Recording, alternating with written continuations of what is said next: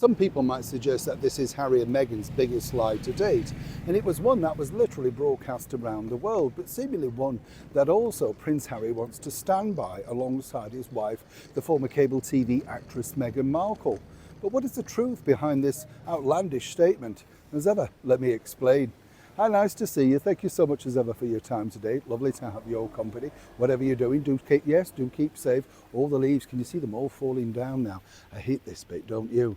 Yeah, the trees just look so bare, don't they? And you kind of think, it takes a long time, doesn't it, for summer to come? Yes, don't you laugh in Australia. I know. Well, His Majesty the King has spoken very highly about it, said he had a wonderful time, and rightly so. You're just coming into the most wonderful period of your calendar, aren't you? Yes, there's nothing like an Australian spring and summer, is there? Nothing like a British winter also. But let's get back to your royal story of the day.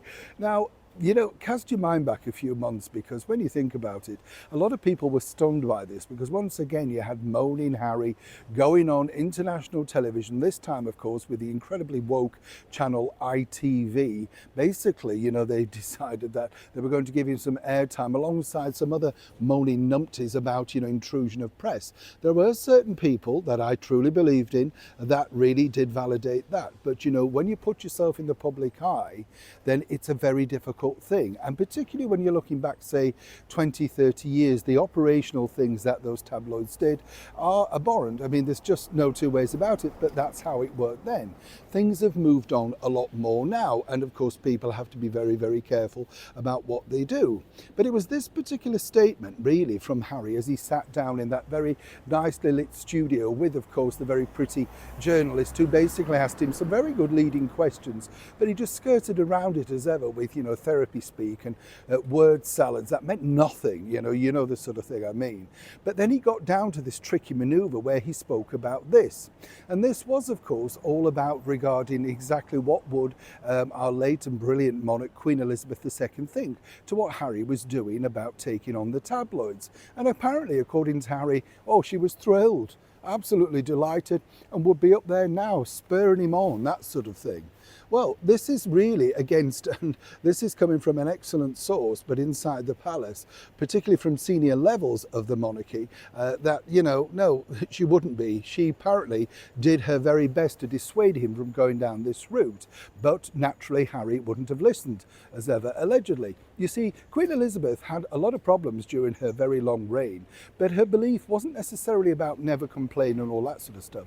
She really believed that her subjects, the public, would understand. And a pivotal moment in her year was, of course, when she addressed, the nation, the world, with her Christmas speech. They could see then what she'd been up to in that year, and more importantly, the things that mattered to her. There were very moving speeches. Even now, you could look back and say inspirational.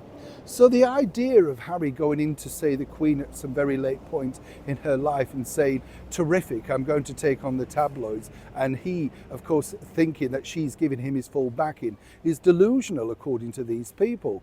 But this is the problem. You see, Harry and Meghan truly believe that they were on a course of, what we're doing is the right thing. We're modernising the monarchy.